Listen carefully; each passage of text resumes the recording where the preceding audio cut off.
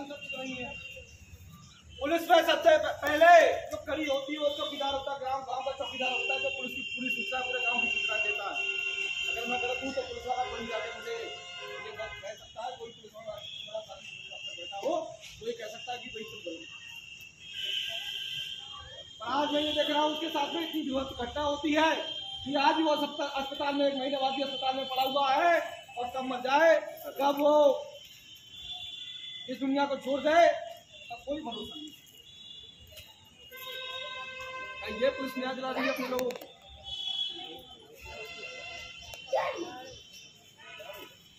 क्या इस तरह से न्याय होता है?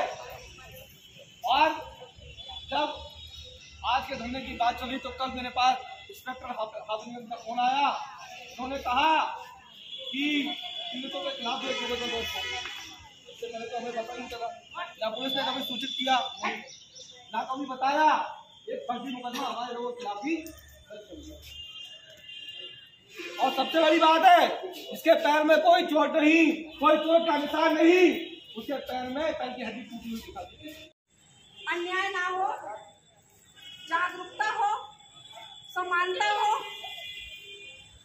इस तरह का सहकार संस्था काम करती है। सहकार संस्था आपके भोजपुरा क्षेत्र में 22 गाँव में काम करती है, 3 इलाकों में काम करती है। करेली ब्लॉक में 10 गाँव में काम कर रही महिलाओं और किशोरियों को, पुरुषों, भाइयों को, लड़कों को जागरूक करने के लिए नवाबगंज के 10 गाँव में काम कर रही है और भोजपुरा क्षेत्र के 22 गाँव में काम कर रही है। सहकार संस्था के द्वारा महिला शक्ति संगठन बना हुआ है, यहाँ पे नवाबगंज क्षेत्र में भी बना हुआ है 10 गाँव में, और भोजपुरा क्षेत्र के 22 गाँव में महिला शक्ति संगठन बना हुआ है।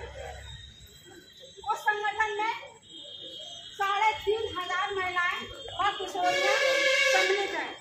किशोरियों को न्याय दिलाने के लिए, महिलाओं को न्याय दिलाने के लिए, भाइयों को न्याय दिलाने के लिए, बेटियों को न्याय दिलाने के लिए ये संगठन तुरंत पैरवी करने के लिए। उस मानसिक मंदिर बीमारी से ग्रस्त रहोगे, आप उस मनवाद कुंठित विचारधारा से ग्रस्त रहोगे। जब तक आप यूं ही इसी तरह से कुंठित विचारधारा से ग्रस्त रहोगे, तब तक आप समाज में भेद करते रहोगे, जाति के नाम पर भेद करते रहोगे, धर्म के नाम पर भेद करते रहोगे। अगर आप भेद करते रहोगे तो ये लोग कहाँ जाएंगे? ये लोग बंबू लेकर तुम्हारे पिछवाड़े में लगाने का काम करेंगे। चाहता हूँ कि अगर आपने संविधान की कसम खाई है, उस संविधान की रक्षा करने का काम करो। अगर संविधान को तोड़ने का काम करोगे, इन लोगों को न्याय देने का काम नहीं करोगे, तो ये न्याय लेने के लिए आपको भी दौड़ना पड़ेगा। फिर आपको भी ये सोचना पड़ेगा कि आपको न्याय कहां से मिलेगा। क्योंकि जिस तरह से लगातार इस घटना की मॉनिटरिंग हो रही है, प्रदेश स्तर पर इसकी मॉनिटरिंग हो रही है, जिला स्तर पर इसकी मॉनिटरिंग हो रही है, राष्ट्रीय स्तर पर इसकी मॉनिटरिंग हो रही है। भाई एडवोकेट चंद्रशेखर आजाद पूरे देश में इस तरह की घटनाओं का संज्ञान लेते रहते हैं। मैं आपको भी बता देना चाहता हूं सीओ साहब कि जिस तरीके से इस कुंठित विचारधारा के लोगों ने प्रायोजित तरीके से अन्याय अत्याचार करके भाइयों पर जिस तरीके से वहां उनका एक पैर तोड़ दिया गया, हेड इंजरी हुई, उसके बाद भी नॉर्मल धाराओं में मुकदमा लिखने का काम किया।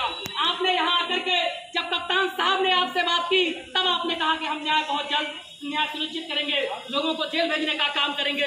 और आज आप हमारे साथियों को आप बता रहे हो कि आप पर भी क्रॉस मुकदमा लिख दिया गया है। तो आप समझ लो कि जिस तरीके से आप इन्हें न्याय देना नहीं चाहते हो, हम उसी तरीके से आप न्याय लेने के लिए बात कर देंगे। आपको समझना पड़ेगा कि अगर आप आज इन्हें संविधान के तौर पर अगर इन्हें न्याय नहीं दोगे, तो जिस तरीके से आप इन्हें न्याय देने का काम करोगे, हम उस तरीके से न्याय लेकर रहेंगे। क्योंकि कहते हैं कि ये हक की आवाज है और हक की आवाज को दबाया नहीं जा सकता है, पूरी ताकत से छीना जाता है। ये सम्मान की बात है और सम्मान पाने के लिए आपको सम्मान देना पड़ेगा सीओ साहब। अगर आप हम लोगों को सम्मान नहीं दोगे तो सम्मान हम आपको भी नहीं देंगे, ये भी आप समझ लीजिए। क्योंकि हम लोग सम्मान जो है देने से मिलता है और हक अधिकार छीनने से मिलते हैं। तो हम आपके यहाँ अपने हक अधिकारों के लिए आए हैं। अगर हमें आप अपने हक अधिकार नहीं दोगे तो हम अपने हक अधिकार आपसे छीन लेंगे। आपको इसी ऑफिस के अंदर जिस तरीके से आप ये तंबू को उखाड़ने की बात कर रहे हो, हम इसी ऑफिस के अंदर अपने हक अधिकार आपसे लेकर रहेंगे। हम आपको ये भी बता देना चाहते हैं, अगर आप हमें अपने हक अधिकार नहीं देना चाहते हो तो करवा लीजिए अपना ट्रांसफर, चले जाइए यहाँ से। अन्य लोग आएंगे जो संविधान को मानने वाले होंगे, जो संविधान को मानने वाले लोग होंगे, जो कानून को मानने वाले लोग होंगे, जो जनता की सेवा करने वाले लोग होंगे, वो आकर के इसी ऑफिस में उस पीड़ित परिवार को न्याय देने का काम करेंगे। क्योंकि हम लोग अन्याय के खिलाफ ये लड़ाई पूरे अभी हो सकता है एक तहसील में चल रही हो, अगर ये यहाँ पर इन्हें न्याय नहीं मिला तो इसी लड़ाई को हम जिला लेवल पर लड़ने का काम करेंगे।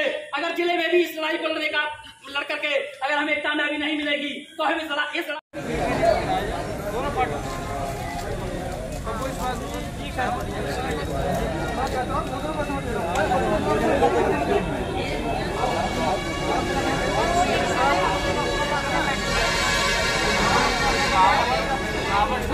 मान्य देखिए, आपको कुछ बताना चाहूँगा मैं। इन बार सर्व बताया ये बात, इन्होंने आज तक ये किसी ने भी नहीं बताया कि आपके ऊपर भी, आपके पीड़ितों के ऊपर भी है एफआईआर दर्ज है, लेकिन ये आज बताया। आज बताने का नहीं, इससे एसपी दक्षिणी साहब की मुलाकात हुई थी मानव पाल से, तो उन्होंने भी हमें आश्वासन दिया था कि जल्दी गिरफ्तारी होगी। आपसे बात भी हुई थी, आपसे उनकी बात भी हुई थी, आप लोगों ने नहीं बताया कि क्रॉस मुकदमा चल रहा है। आज बता रहे हैं। मुकदमा तो वादी को बताया जाता है ना, वादी को बताएंगे कि आपको मुकदमा लिख किया है, तो वादी को भी नहीं बताया गया ना। बात ये समस्या ये वो आपकी बहन का व्यक्ति है जो आया हुआ है, जिसके लिए हम यहाँ बैठे हुए हैं, वो आपकी बहन का व्यक्ति है, आपकी बहन का व्यक्ति है, चौकीदार पुलिस का ही तो है, मेरा तो नहीं है। और अगर आप लोग उसे ही न्याय नहीं दिला पा रहे हैं तो ये बड़ा ये हमने कब मना किया न्याय नहीं देने के लिए? आज भी देखिए, आप उसी स्थिति आपने कहा, अगर आपकी मुलाकात हुई है तो आज भी स्थिति है कि वो ढंग से बोल सकते हैं, चल नहीं सकता, चल नहीं सकता नहीं। तो उसके लिए मेडिकल में जो आएगा उसी में तो कार्रवाई करवाएंगे। मेडिकल भी तो जांच का विषय है कि मेडिकल इस हिसाब से कि नॉर्मल रिपोर्ट के साथ इसे क्या बना रहे हो, नीचे हो जाओ भाई, थोड़ा थोड़ा नीचे हो जाओ, नीचे क्या बना रहे हो, नीचे